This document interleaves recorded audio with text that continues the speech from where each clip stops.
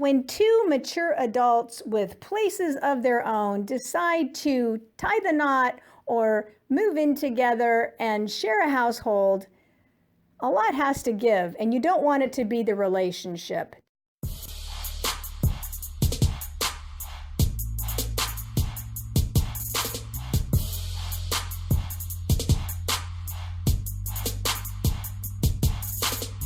Right.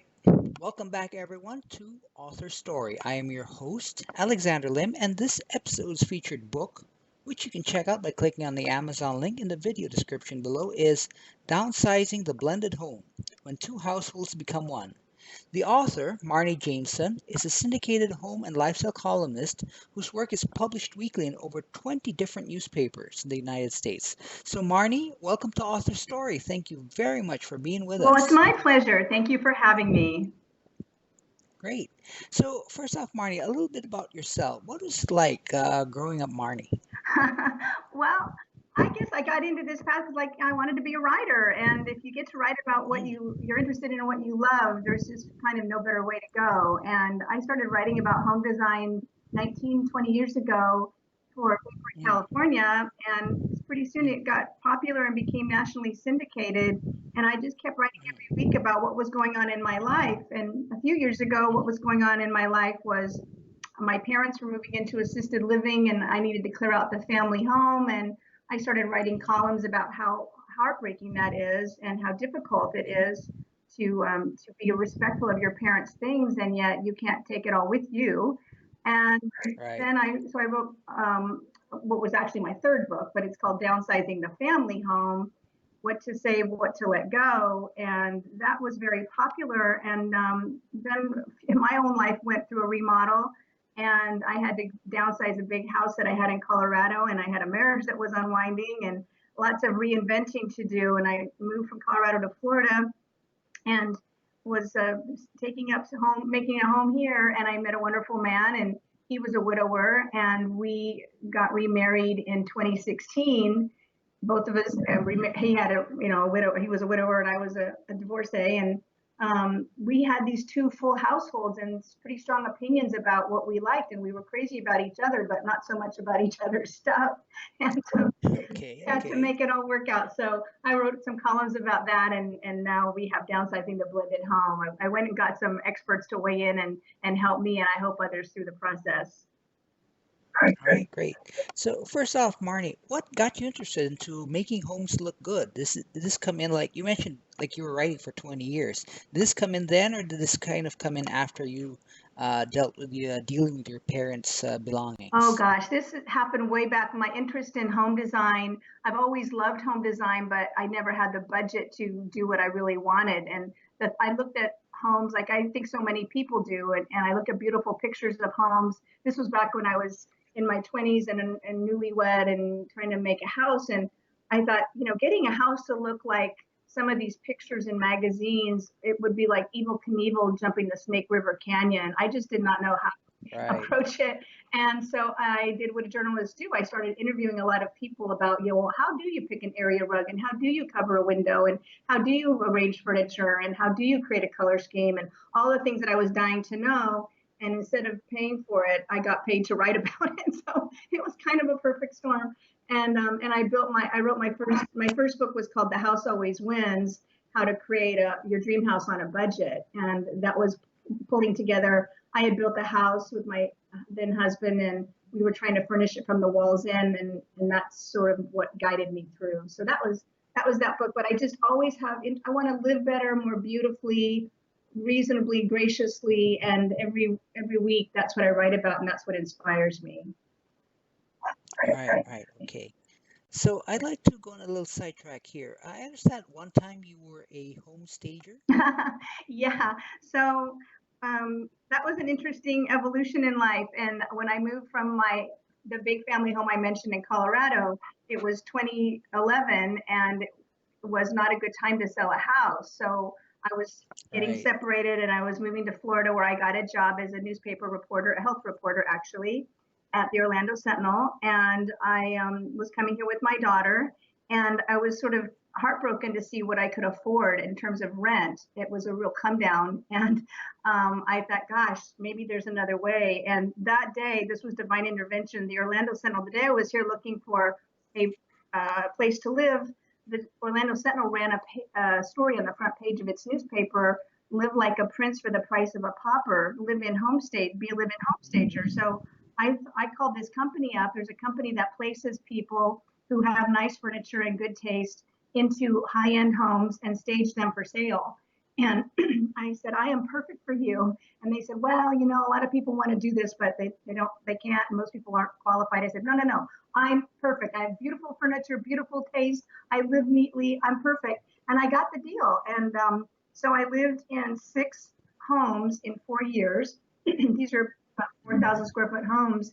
And I had to move all those times and stage each one of these houses. But it taught me how to make my furniture look great in different spaces, how to be nimble, and how to let go and pare down, because I got very streamlined about my things. So it helped me downsize. Right. So just for those of us who, especially our listeners, who aren't aware of what home staging is, what does this entail? Do you like prep a house for a sale? You live in it for a bit and you prep a house for a sale? Yes. So there are a couple different ways to do it. Sometimes people just stage a home without human beings living in it, and that's creating a house with beautiful furniture so it looks, you know, a little better than a model home. Model homes look beautiful, but people can tell nobody would ever live here. So they stage it for sale, and it just shows the property off in its best light. A lot of people who own a home and are trying to sell it, they don't see their houses the way a buyer does, and somebody coming in with a fresh eye can. So typically for a live-in home stager, these are challenged properties. That means they have an issue on the market. Maybe they're under power lines or by a train track, or have variety of things that are making them difficult sales, or they're just probably not showing well. And you move in and you make the house look fantastic, and you create the vision you want to create. Alex, is somebody walks in and says, gosh, if I lived here, my life would fall into place too. So you cupboards and everything is neat, and the towels have ribbons on them, and everything is just perfect. Right. Okay. And that definitely, I'm sure that definitely helps with the sale of the house, rather than say someone going to a house and then seeing something less than, for lack of a better word, perfection. Absolutely. And the studies show that when someone is living in a house and staging it, the perception to the buyer, the house sells faster and for more money. Studies universally show. And in Downsizing the Blended Home, I talk about doing that for my dear husband's home. He had been a widower, and his place looked, he'd been a bachelor for a couple of years, and the place looked like it. So when it came time for us to buy a house together, I said, honey, move over. Let me help you out here. And I was motivated because I wanted his house to sell quickly at a high price, right? And so I really did a huge overhaul on his house. Didn't cost any money, but it took what he had and made it beautiful. And it sold to the very first buyer who walked in, and he got what he wanted for the house right in 24 hours. So it works. Nice. Okay. Okay, so definition of terms, particularly this term blended home.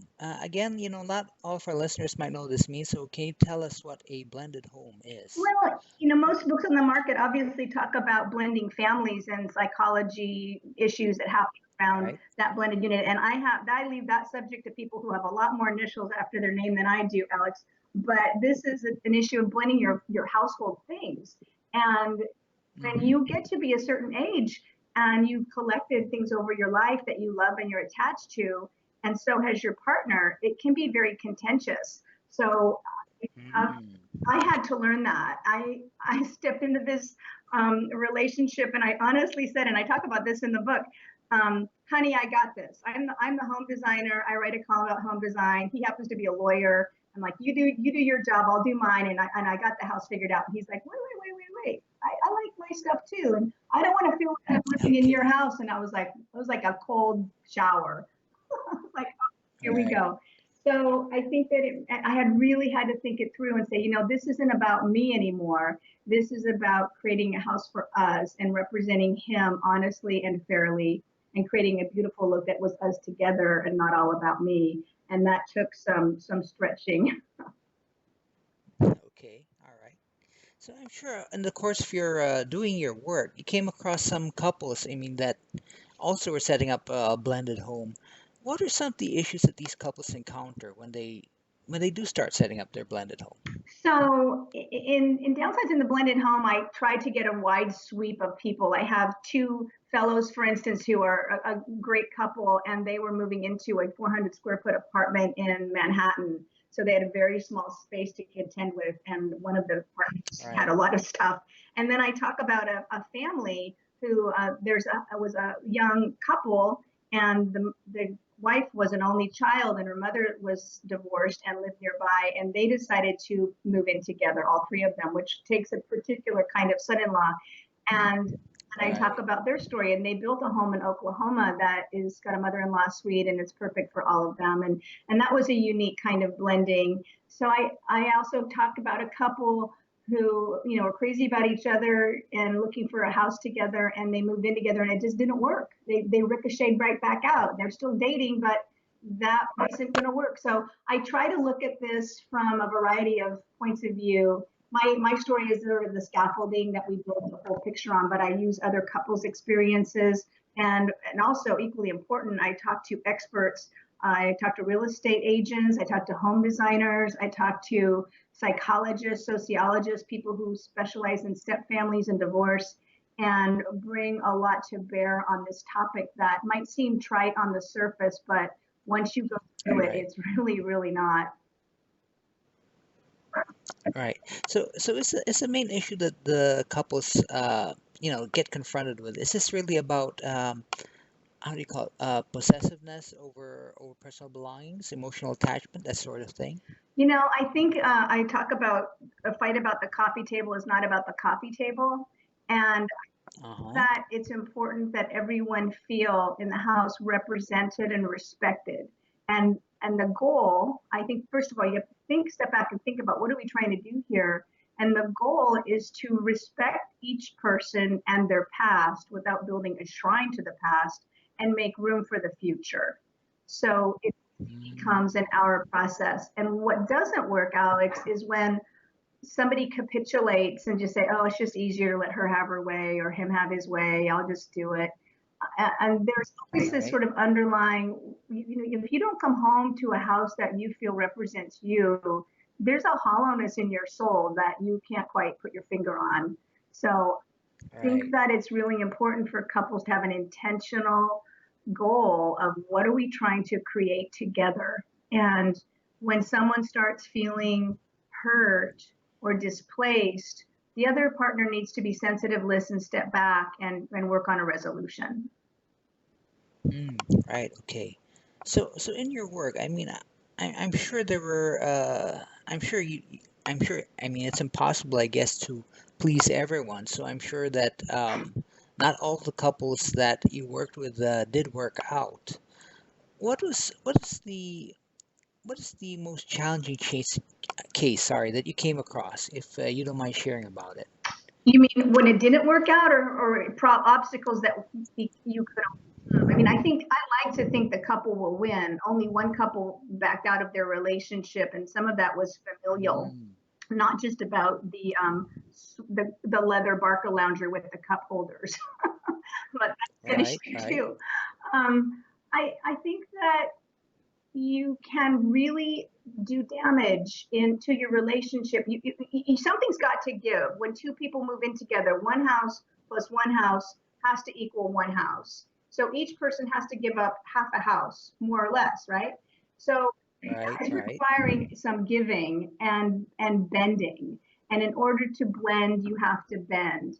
And I think if people get their heels dug in and their arms crossed, they can damage the relationship, which is the whole point of being together. So you have to figure out what's right. most important, and that's your relationship. I don't know, about you, but I felt very blessed to find love again in my midlife, and I knew how painful it was to have a marriage not work out, and my husband knew how painful it was to lose a spouse, and we were so grateful to find each other. The last thing in the world we wanted to do was hurt each other or our relationship. So that needs to be first and foremost. Right, right. Okay. All right. So, it's all very well to say, I do in the death do us part thing in the wedding, but the truth is, you know, as you mentioned before, there is conflict that happens when the rubber meets the road, and setting up the house is one of these things. So, what can a newly married couple moving into a blended home, what can they do to get started on what of their things to keep and what to give away? So, and that's a great question, and it's kind of the heart of the book. And I think that first, it's great to look through some neutral territory, flip through some pictures, and talk about what you like and what you don't like in terms of design, and try to find first identify what your own style is. Some people don't even know. Everybody has one, but most people are on along a continuum from, on the one hand, very traditional, to on the other end of the continuum, very modern. And in the middle are the looks that we call transitional and contemporary. So let's say your partner is really contemporary and you're really traditional. Maybe you meet in transitional and you find a design style that speaks to both of you and that is a halfway point. And unless your partner decides to flip styles and go your way and say, oh, yeah, I like traditional after all, or you say, yeah, contemporary would be nice for a change, you need to pick a style and you need to stick with that. And then you look at all your things and you say, you do the math, you know it all can't come with you. And you say, pick a Right. number, five, maybe five is a good number, five things that are non-negotiable. My husband had a roll top oak desk that he got right when he finished law school, and it was his first big purchase, and that was meaningful to him. I had Right. landscape oil paintings of California, of a place where I grew up. Those were important to me. So things that are like, you know what, these have to go with me. And then everything else becomes neutral. And this is a hard bridge to cross, but once you have your must-haves, your anchor pieces, and you know you're going to be represented in the home, everything else should be neutral. Picture it in a yard sale. It's out and all in your backyard or in your garage, and you go and buy only the things that work with your new look, and you agree with one another that this table, this is transitional, this will work, or but that's too rustic, that's got to go.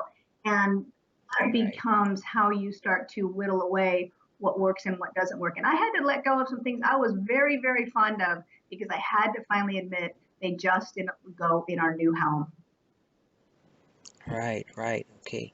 And I guess the emotional part of letting go, I mean that does play that does play a part in what to pick and what to keep. It does. And had I not gone through the horrific process of downsizing my family home, going through my parents' house of 50 years and going through the memories and the painful part of that, and then turned around and staged 6 homes, moved, 7 or 8 times in 4 or 5 years, and let go of a lot of things. I would look at every single thing and say, do I really need that box of books anymore? If I hadn't let go of all those things and gotten used to it and realized it's okay to come out the other side, I never had giver's up remorse over anything.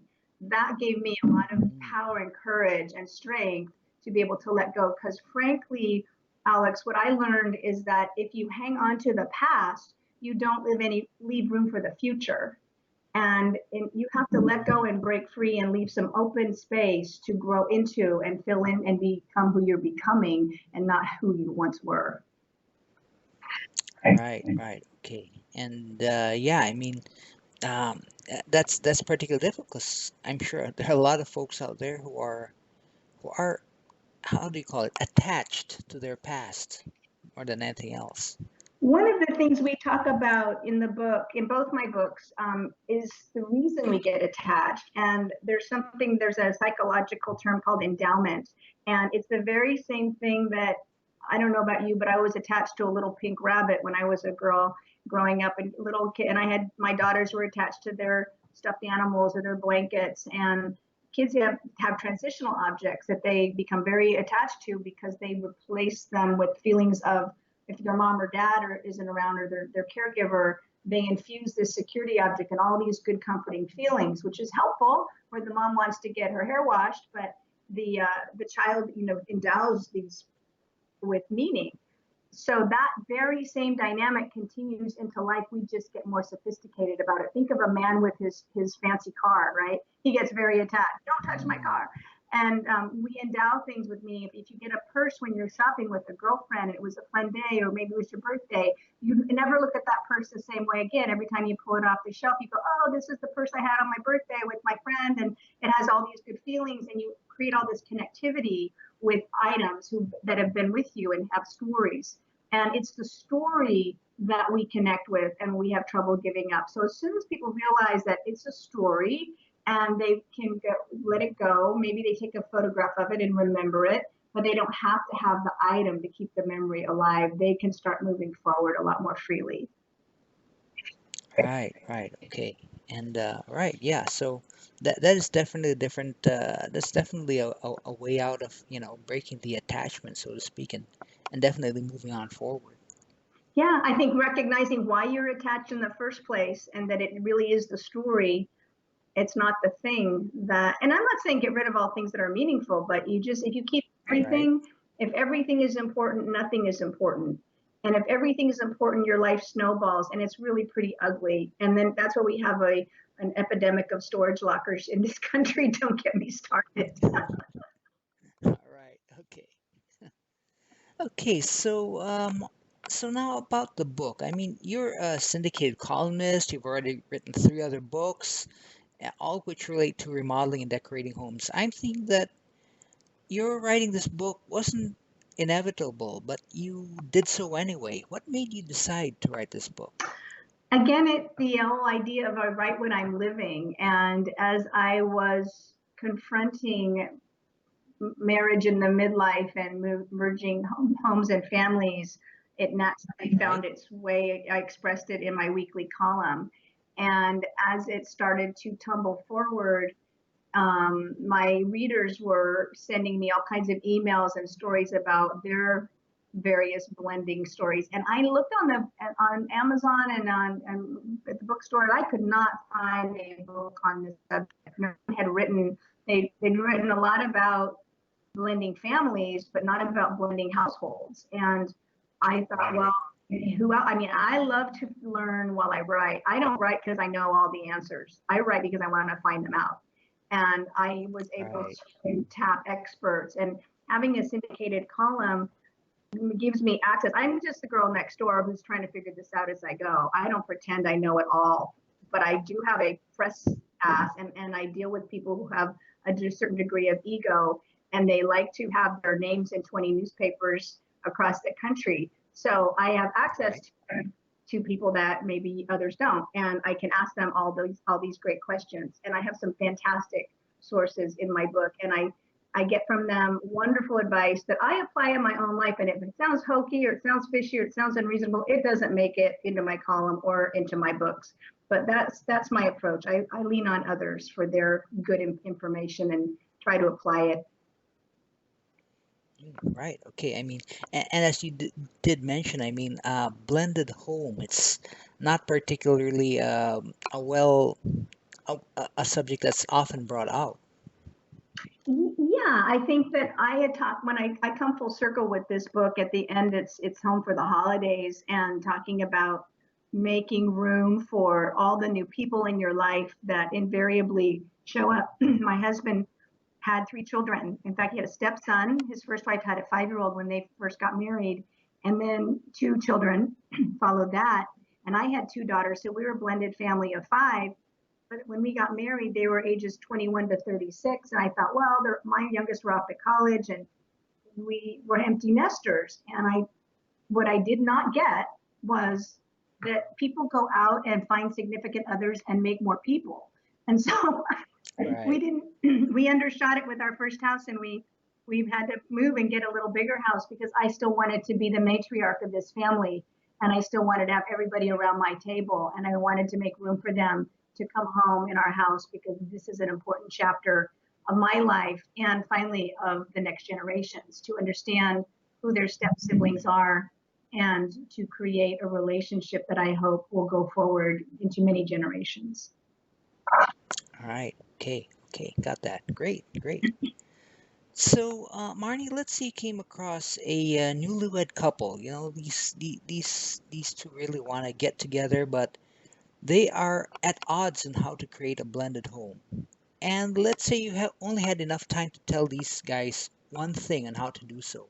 What would be that one thing you would tell them?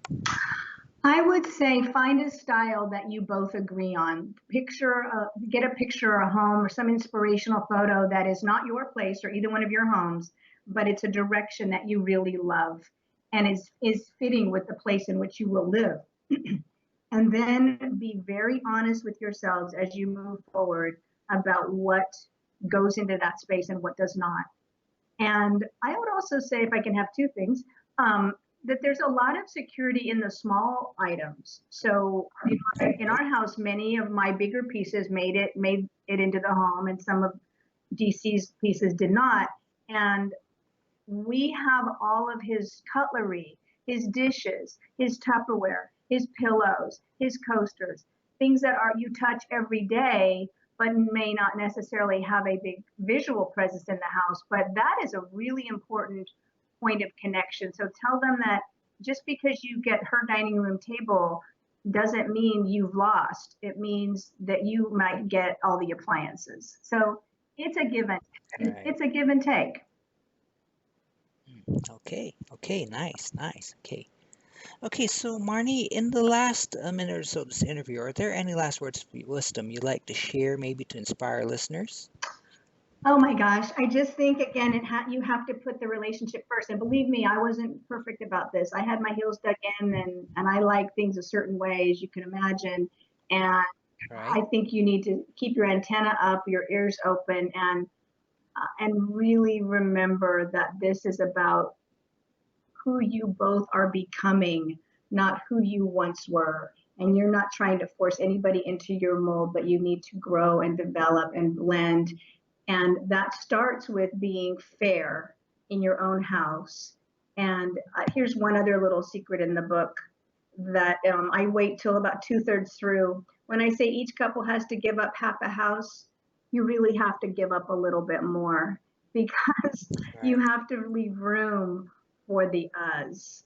And you need to make certain purchases and acquisitions as a couple. And I think that starts with the bed.